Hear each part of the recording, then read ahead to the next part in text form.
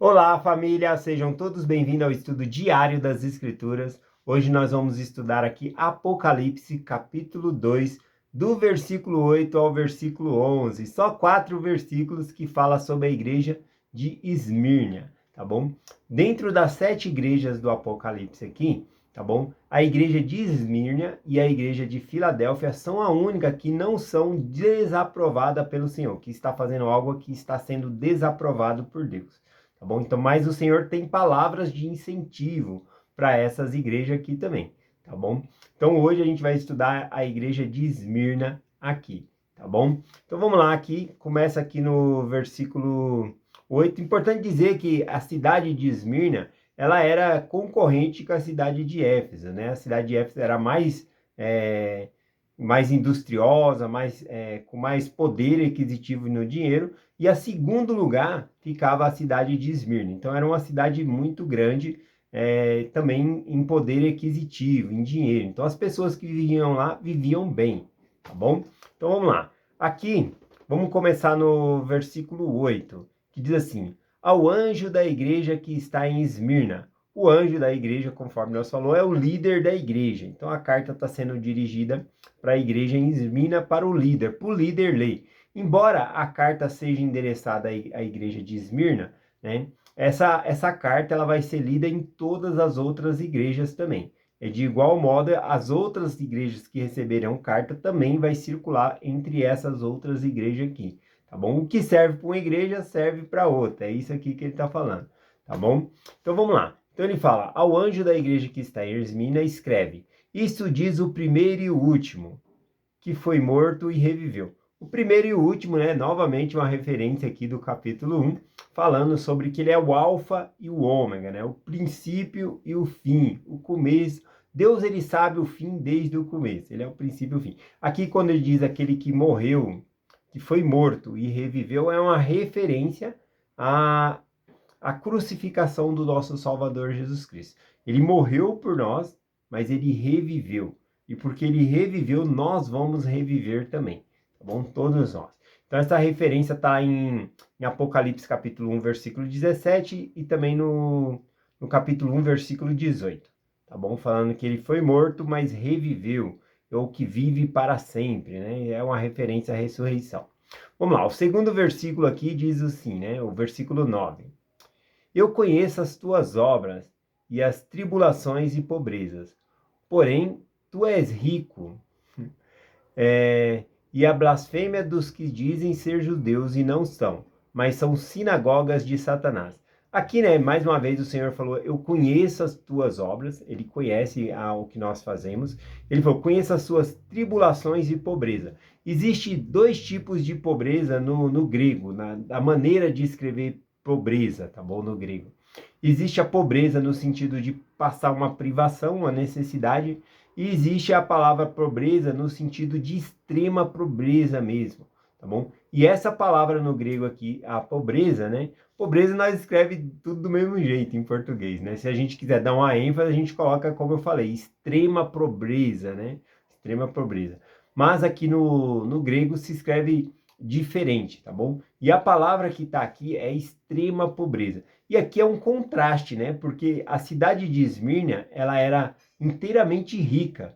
Porém, os membros ali, né, da igreja, eles estavam passando grande pobreza, grande privações, tá bom? Aqui fala que primeiro veio a tribulação, depois ele cita a pobreza. Ou seja, essa pobreza veio devido à tribulação. Aqui ele menciona a blasfêmia dos que se dizem judeus e não são, né? O apóstolo Paulo já tinha feito uma referência sobre isso, que judeu não é aquele que é de raça, né, que é da linhagem sanguínea, mas aquele que é do coração, que faz parte do povo de Deus. Então, aqui o que está acontecendo? A perseguição aos cristãos estava grande, e os judeus e também os gentios, eles aproveitavam e estavam saqueando a casa dos cristãos, tá bom? Então, vamos ver aqui, ó, em Hebreus capítulo 10, versículo 34, o que o apóstolo Paulo fala a respeito dos cristãos, o que eles estavam passando por serem cristãos. Então, aqui na cidade de Esmirna, conforme eu estou falando, havia uma grande pobreza, mas a cidade é rica, então é um contraste, era uma grande riqueza na cidade, mas os membros da igreja estavam passando essa extrema pobreza por causa da perseguição. O apóstolo Paulo escreve o seguinte, em Hebreus 10, versículo 34. Porque não somente vos compadeceste dos encarcerados, como também aceitaste com alegria o espólio de vossos bens. O espólio é quando a pessoa entra na casa e tira os seus bens. E eles aceitavam isso com alegria. Mas o que faz uma pessoa sentir, aceitar com alegria? Muita gente, né, nos tempos de hoje, quando vai ser roubado ali, né, se acontece, ele tenta lutar, fazer alguma coisa ali para não perder aquele bem material e às vezes acaba perdendo a vida. Não estou dando legitimidade para o bandido que está levando, mas entre perder a vida ali, morrer por causa de um celular, por causa de uma moto, um carro, não compensa, tá bom? Não compensa. Então aqui a gente vê os cristãos deixando ser levado às suas coisas, já na extrema pobreza, né? Aliás, a pobreza veio por conta dessa perseguição, e eles ficando pobres por conta disso, e eles aceitando isso. Por quê? O que eles sabem que as pessoas que quando é fraudada não sabem que arrisca a própria vida ali, né? Para correr atrás do celular, para correr atrás de algo que perdeu, né? O versículo continua assim, ó. Tendo ciência que possuis vós mesmo um patrimônio superior durável. Então, ou seja, eles ficavam felizes porque eles tinham a mente celestial. Eles sabiam que no céu tinha um patrimônio durável para ele, que as coisas aqui na terra são temporâneas, tá bom? Então, voltando aqui para o versículo 9, que nós estamos lendo aqui, fala que eles passaram por grande tribulação e pobreza, ou seja, essa grande tribulação trouxe pobreza, a perseguição, tá bom? A eles ali trouxe essa pobreza a eles. Mas olha só, né? Porém, apesar da extrema pobreza deles, o Salvador diz, porém, tu és rico, né? Então, a riqueza para o Senhor é diferente da nossa riqueza, né? Uma pessoa que perdeu seus bens materiais, que está em extrema pobreza, e o Senhor falar, eis que tu és rico, né? Olha só que interessante. Por quê? Porque eles vão ter uma recompensa celestial, como o próprio Jesus Cristo ensinou. Eis que é rico aquele que tem a vida eterna. Essa é a maior riqueza que nós podemos ter, tá bom? Aqui ainda no versículo 9, ele falou, os que blasfemam dos que dizem ser judeus e não são. Essa blasfêmia aqui é dizer que eles estavam fazendo coisas erradas, blasfemando o nome de Deus. Aliás, a maior perseguição aos cristãos não veio por meio dos romanos, né? Veio primeiramente por meio dos próprios judeus. É o próprio povo de Deus que perseguiu a igreja de Deus, tá bom? Então veio primeiramente pelos seus...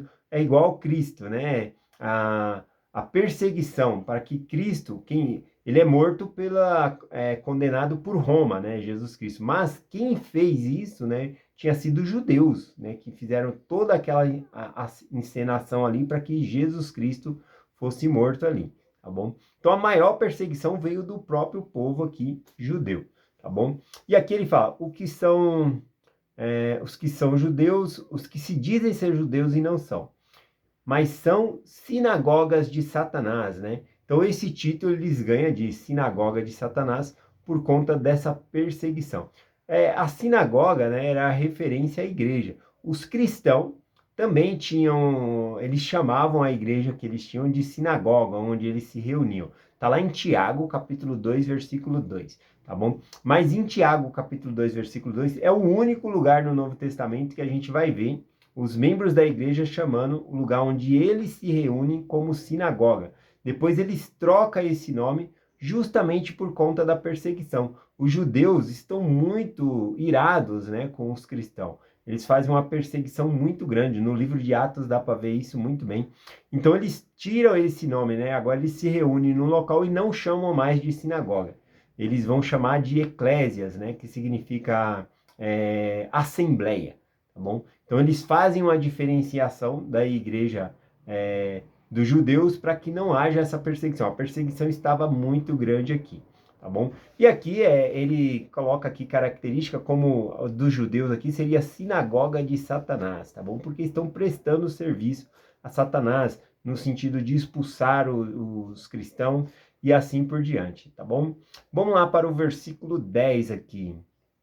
Versículo 10 aqui. No versículo 10, né? Acho que esse é um dos motivos também que o Senhor, não é que a igreja de Esmirna, ela não recebe nenhuma desaprovação porque ela é perfeita. Mas eu acredito que ninguém vai quebrar uma cana quebrada, né? Essa igreja já estava sofrendo. E o Senhor vai colocar mais crítica em cima da igreja. Claro que todos nós temos coisas para melhorar. Mas se uma pessoa está machucada, você não vai brigar com ela mais ainda ou machucar ela mais ainda. Então, pode ser isso também, né? Que essa igreja estava tão perseguida, também fez com que ela fosse muito humilde. E aí o Senhor elogia ali, né, a igreja de Esmirna, tá bom? Vamos lá, o versículo 10, então ele dá uma palavra de incentivo para eles continuarem firmes, dizendo: nada temas das coisas que hão de padecer. Eis que o diabo lança alguns de vós na prisão, para que sejais tentado. A palavra tentado aqui no grego é provado, tá bom? No grego. E essa palavra provado no grego é a mesma que é usada para provar o metal no fogo, o ouro, por exemplo, para tirar as substâncias ruins do ouro, a escória, né, do ouro ali, para que ele ficasse puro. Então, veja que até o inimigo, o Senhor permite, né, que ele faça certas coisas para quê? Para que nós sejamos refinados, tá bom? Então, o incentivo do Senhor é suporte a essas coisas, tá bom? Que você deve suportar essas coisas aqui. Então, ele diz aqui, e tereis tribulações de 10 dias. Essa aqui é bem interessante, né? Porque quando ele fala e tereis tribulação de 10 dias, parece que é algo breve, né? Mas o número 10 entre os judeus significa completo. Significa que eles sofreriam até a medida completa. Esse que seria mas que teria um fim, né? Esse sofrimento também. O fim aqui, infelizmente, seria com a própria morte deles, tá bom? O Senhor pede para que eles continuem fiéis até a morte. É esse o sentido aqui, ó. Ser fiel até a morte, e dar-te-ei a coroa da vida. Aqui no grego também, a palavra coroa, existe dois tipos de coroa. Existe aquela coroa de rei, que é cheia de pedras, de ouro, brilhantes. E existe a outro tipo de coroa, que se fala no grego, que é aquela coroa dos competidores olímpicos, que eles ganhavam ali. Essa coroa ela não era de metais preciosos, ela era feita de ramo de louro, né? E aí os campeões ganhavam essa coroa, tá bom? E essa palavra que ele diz que ganhareis a coroa, significa essa dos competidores, ou seja, por você competir, insistir, fazer o que é certo, como o apóstolo Paulo ele já havia mencionado, correr, combater o bom combate, aí sim vai ganhar essa coroa aqui, né, que ele está citando, né, a coroa da vida, ou seja, que é a própria vida eterna, né, uma maneira de falar aqui, tá bom? Vamos lá para o último versículo aqui, que é o versículo 11. Versículo 11 diz: quem tem ouvido, ouça o que o Espírito diz às igrejas. Veja como essa carta para Esmirna aqui, ela vai ser lida nas outras igrejas, tá bom? A própria palavra aqui, quando diz as 7 igrejas, significa completude, todas as igrejas, tá bom? Então, o que está sendo dito para a igreja de Esmirna vai ser lido nas outras igrejas também, incentivando elas a permanecerem firmes no Evangelho e não negar o Senhor.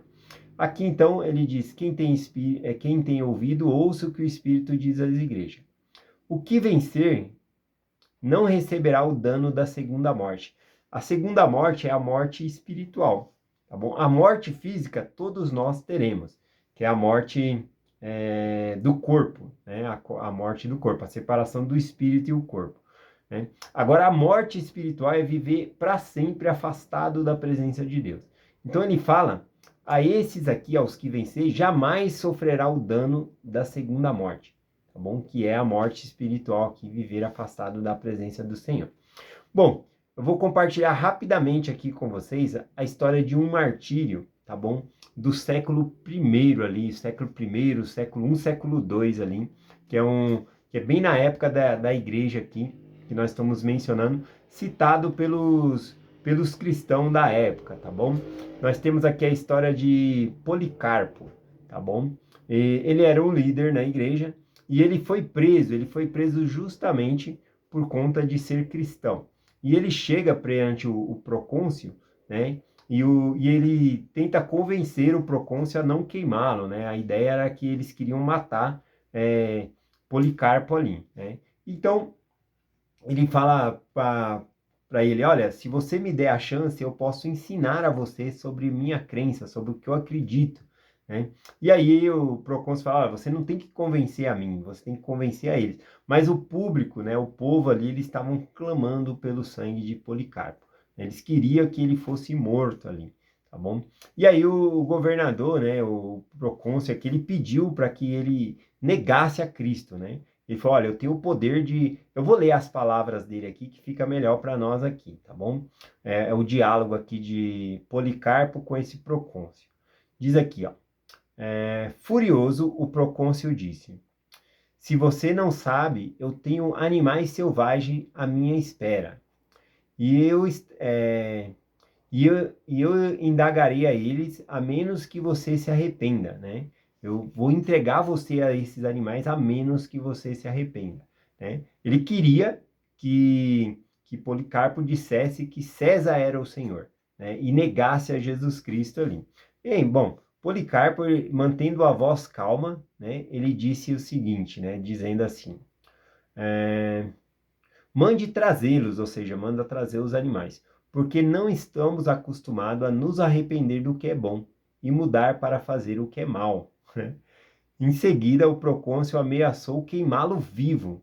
Policarpo então respondeu, você me ameaça com o fogo que queima durante um momento e logo se apaga. Você não conhece o fogo vindouro do julgamento do castigo eterno reservado para os ímpios? Porque este é delongado. Faça o que lhe quiser lhe agradar, né? Então ele fala, olha, você quer me queimar com esse fogo que em algumas horas se apaga, né? Você não conhece o fogo do juízo eterno, né? Explicando ali para ele essa coisa. Bom, no final o povo pede realmente ali para queimar, não somente eles juntam madeira, pinheiro e fazem a fogueira ali para queimar ele, né? Policarpo ali. E ele é morto martirizado, né? Como uma testemunha. Ele não nega o Salvador Jesus Cristo, tá bom? Então é uma das histórias que nós temos aqui do primeiro, segundo século também, bom? Então é essa a mensagem que eu compartilho, né? A mensagem da carta para Esmirna, a gente observa que o Senhor incentiva eles a ficarem firmes e fortes para ganhar essa coroa. A coroa que é por mérito de correr atrás, de buscar, de permanecer firme no Evangelho. Esse é o incentivo que o Senhor dá aqui à igreja de Esmirna, tá bom? Então é essa mensagem que eu compartilho com vocês hoje, em nome de Jesus Cristo. Amém. Até amanhã. Tem o convite para vocês da live hoje, né? Acredito que é às 20h30. Hoje às 20h30, eu vou deixar o link na descrição do vídeo, tá bom? Na descrição do vídeo e no topo dos comentários, que vai ser lá no Evangelho em Perspectiva. A gente vai falar lá sobre Apocalipse do capítulo 1 ao capítulo 5, tá bom? Então venham conosco hoje para a live que vai ter no Evangelho em Perspectiva. Espero todos vocês. Deixamos essa mensagem em nome de Jesus Cristo. Amém. Até amanhã.